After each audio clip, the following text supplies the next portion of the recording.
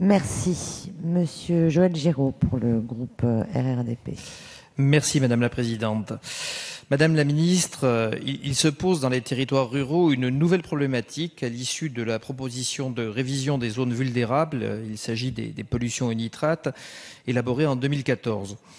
En effet, permettez-moi de faire un peu de localisme, mais les Hautes-Alpes, que je connais un peu bien, sont un département où les agriculteurs se sont massivement engagés dans la prévention des pollutions et la préservation de la biodiversité, notamment au travers de la mise aux normes des bâtiments ou à l'adoption de mesures agro-environnementales comme la prime herbagère agro-environnementale, la PHAE, visant à préserver les prairies et à encourager une gestion extensive de ces surfaces à partir de pratiques respectueuses de l'environnement. De ce fait, ce département, comme d'ailleurs beaucoup d'autres situés en zone de montagne et pratiquant une agriculture extensive, ne connaît pas de problème majeur de potabilité de l'eau. Néanmoins, à l'issue de prélèvements dont la rigueur est largement remise en cause, certains ayant eu lieu à l'emplacement d'anciennes stations d'épuration ou d'autres sur des bassins versants différents de ceux concernés par l'alimentation en eau potable, ou bien encore certains résultats faisant référence à l'eutrophisation dont aucun critère ne répond à une référence connue pour évaluer l'état des eaux, des conclusions hâtives ont placé 3 communes de ce département dans des zones qui ne sont vulnérables qu'à l'aune de ces analyses qui sont hautement contestables. J'ai pris connaissance avec intérêt du bilan de concertation sur la carte des zones vulnérables que vous avez organisé, Madame la Ministre, et à l'issue de laquelle il a été décidé d'exclure les erreurs ponctuelles relevées dans certaines zones menacées par ce nouveau zonage, et je vous en remercie. Et puis je souhaiterais avoir plus de précisions quant aux mesures qui seront réellement prises au niveau national afin de réévaluer de façon rigoureuse et objective les zones qui ont été placées de façon abusive dans cette proposition de révision et connaître en particulier les orientations relatives aux communes des Hautes-Alpes, Gap, Saint-Laurent-du-Croix et Rambaud qui étaient injustement touchées dans le zonage initial. Merci. Madame la Ministre. Merci Madame la Présidente, Monsieur le député. Oui, en effet, suite à l'émotion qu'avait suscité la publication de la nouvelle carte des communes vulnérables qu'on était obligé de faire parce que suite à la condamnation quand même, la condamnation relative à l'application de la directive nitrate.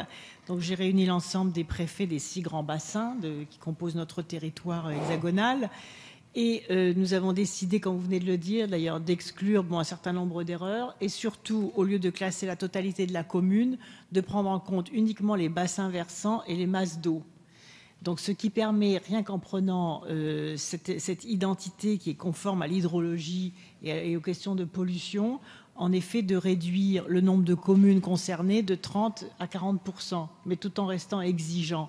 Donc, il va falloir que la Commission européenne accepte cette nouvelle vision des choses et ensuite que nous puissions accompagner, annoncer les actions concrètes, les mesures d'accompagnement qui vont effectivement réduire la pollution par les nitrates. Je pense en particulier au mécanisme d'enherbage de chaque côté des rivières. C'est le cas pour les pentes, parce qu'il y a la question des pentes, effectivement, qui pose un gros problème sur les communes de montagne qui ont une agriculture quand même très modeste. Donc là, on essaye de proposer une substitution en termes de protection des bords de rivière par l'intermédiaire de l'implantation de 5 mètres de chaque côté de remise en prairie, par exemple, avec des spécificités herbagères qui permettent vraiment de filtrer les effluents polluants.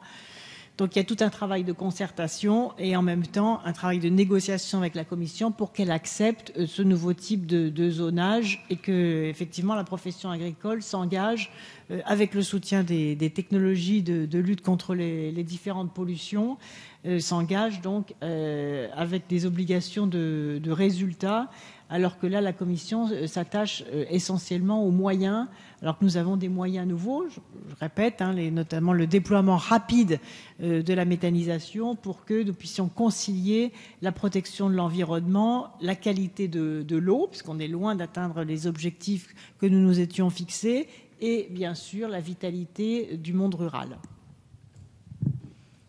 Merci, nous en avons terminé avec les questions.